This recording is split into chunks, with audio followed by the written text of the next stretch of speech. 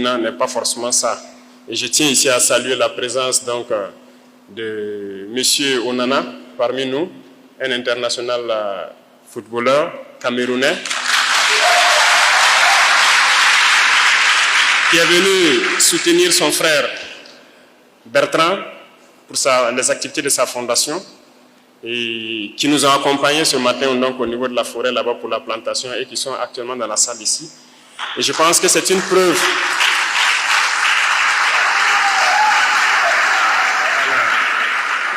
Merci. Je pense que c'est une preuve palpable de ce que nous recherchons, notre combat, que l'Afrique s'unisse. Et je le disais, il n'y a pas de frontière entre le Cameroun et le Burkina. Nous sommes des Africains, c'est ça la priorité. Étant en Europe, ils sont africains. Étant en Afrique, ils sont africains. Et donc, il n'y a pas de raison que nous nous mettons des barrières entre nous. Et je souhaite que tous les Africains puissent s'unir comme l'exemple qu'ils sont en train de nous donner. Et aussi, deuxièmement, c'est un message qu'il est venu passer aussi. Parce que c'est sûr qu'étant en Angleterre, ce n'est pas évident que tout le monde comprenne la situation du Burkina, avec les médias impérialistes qui propagent du tout. Ce matin, en tout cas, il a été dans la forêt avec nous, on a fait la plantation, on a fait la route ensemble et nous sommes là. Donc, je pense que de retour à Manchester, vous les ferez comprendre que Ouagadougou n'est pas à 100, le Burkina n'est pas affairé à 100 comme ils le disent.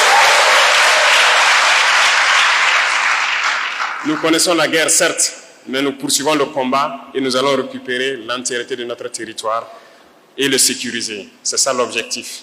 Donc, merci encore à tous ces ambassadeurs-là qui font passer le message que le Burkina reste debout.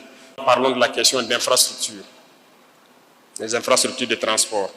Et je le disais donc à certaines autorités tout de suite, c'est un problème crucial à tout le Burkina. Nous n'avons pas assez de routes, nous avons très peu de routes et le peu de routes qu'il y a est en train de se dégrader. Donc c'est un constat que nous avons fait, les réseaux routiers souffrent beaucoup. Voilà pourquoi nous avons décidé de lancer l'initiative Faso Mebo, qui n'est qu'à son départ. Mais l'objectif, c'est de doter chaque région d'une brigade de construction de routes. Et les premières brigades sont arrivées, vous l'avez suivi. S'il plaît à Dieu, dans quelques jours, d'autres brigades seront là.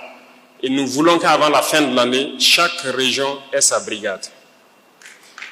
Une fois que chaque région aura sa brigade, généralement le recrutement, donc la majorité de l'effectif va se recruter dans la région pour construire les routes de la région. Donc je vous invite à prendre cette initiative à bras le corps, à faire votre initiative. Lorsque votre brigade sera là, de tout mettre en œuvre pour qu'elle puisse rapidement construire le maximum de routes que vous souhaitez. Et nous allons poursuivre dans ce sens-là pour que même les pistes rurales dont vous parliez, tout sera construit. C'est l'objectif comme ça.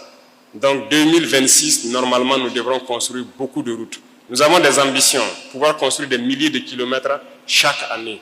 Et si on parle de milliers de kilomètres, ça veut dire que forcément les routes que vous avez citées ici, que ce soit de Pau en allant vers le haut, de Pau en allant vers la frontière Guérouango, Zeko, Ziou, tout doit être bitumé d'ici là. Donc votre brigade viendra et vous vous en occuperez.